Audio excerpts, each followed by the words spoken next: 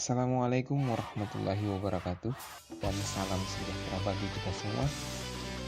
Kali ini saya akan meresum materi tentang nasionalisme. Sebelumnya, materi ini telah dibahas pada Latsar CPNS Angkatan 15 tahun 2020. Sebagai warga negara Republik Indonesia, kita mestinya bangga dan mencintai bangsa dan negara Indonesia. Kebanggaan tersebut bukan berarti kita harus merasa jauh lebih hebat dari bangsa lain. Akan tetapi, kita harus saling menghargai dan menghormati dengan bangsa yang lain. Nasionalisme dalam arti sempit adalah suatu sikap yang meninggikan bangsanya sendiri, sekaligus tidak menghargai bangsa lain sebagaimana mestinya. Nasionalisme merupakan pandangan tentang rasa cinta yang wajar terhadap bangsa dan negara, dan sekaligus menghormati bangsa yang lain. Prinsip nasionalisme tersebut dilandasi dengan nilai-nilai Pancasila. Sementara rasa kebanggaan adalah sesuatu yang dirasakan, akan tetapi sulit untuk dipahami.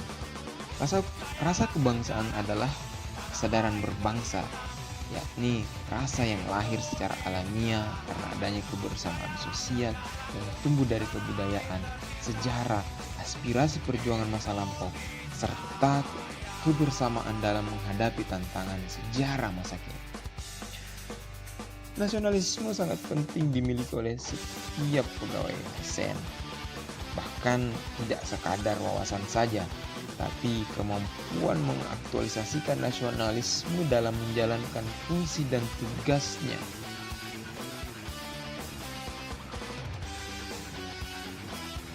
Yang merupakan hal yang lebih penting.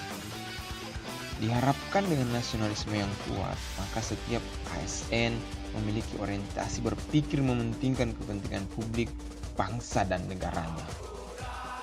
Tidak lagi berpikir sektoral, tetapi senantiasa mementingkan kepentingan bangsa dan negara di atas kepentingan individu maupun kelompok. Nilai-nilai yang berorientasi pada publik untuk seorang ASN harus mampu mengaktualisasikan nilai-nilai nasionalisme dan Pancasila dalam pelaksanaan tupoksinya masing-masing. Nilai-nilai nasionalisme bagi aparatur sipil negara yaitu nilai-nilai ketuhanan yang telah ada dalam masyarakat Indonesia sejak dahulu kala. Agama telah memberikan pengaruh penting dalam kehidupan masyarakat Indonesia, baik di bidang ekonomi, sosial, maupun pada bidang politik. Mengingat besarnya pengaruh keagamaan dalam pembentukan bangsa Indonesia, nilai-nilai tentang ketuhanan mewarnai gagasan tentang kebangsaan.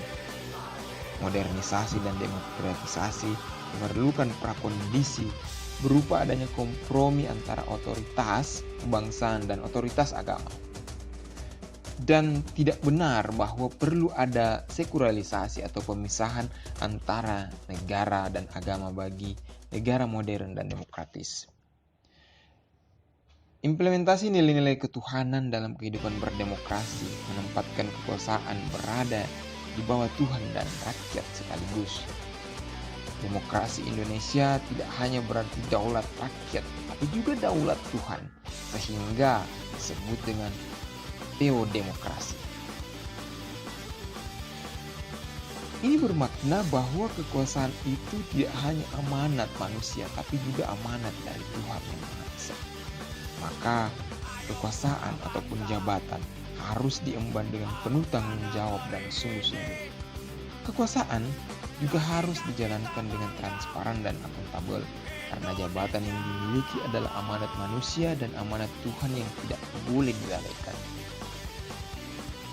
Berdasarkan sejarahnya, bangsa Indonesia tidak bisa melepaskan diri dari komitmen kemanusiaan. Ini karena bangsa Indonesia sudah sejak lama dipengaruhi dan mempengaruhi kehidupan global. Selain sebagai negara kepulauan terbesar di dunia, letak yang sangat strategis, yakni antara dua benua dan dua samudera. Kemerdekaan Indonesia pada tahun 45 terjadi bersamaan dengan semangat melepaskan diri dari penjajahan di negara-negara Asia dan Afrika. keinginan untuk menentukan nasib bangsa sendiri, sekaligus juga karena kemenangan negara-negara demokrasi barat, merupakan banyak negara yang baru merdeka memilih menganut sistem pemerintahan yang demokratis.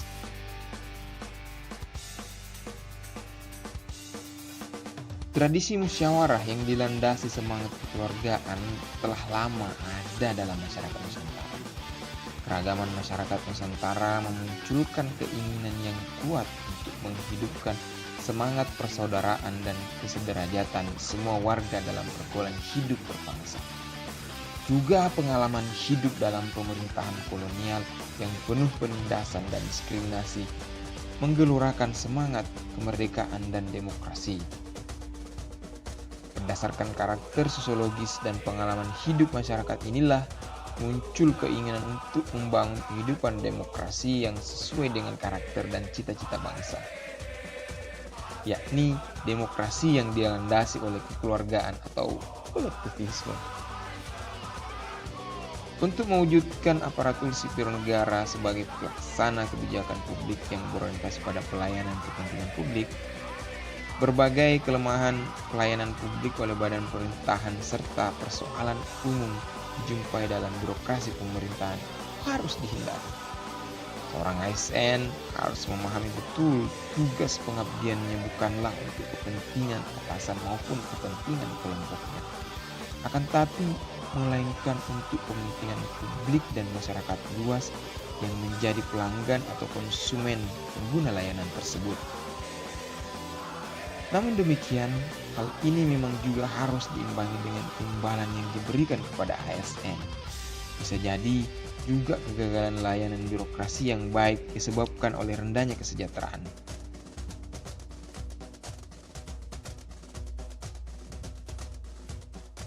Sekian resume materi tentang nasionalisme yang bisa saya berikan pada hari ini.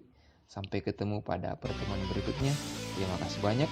Assalamualaikum warahmatullahi wabarakatuh.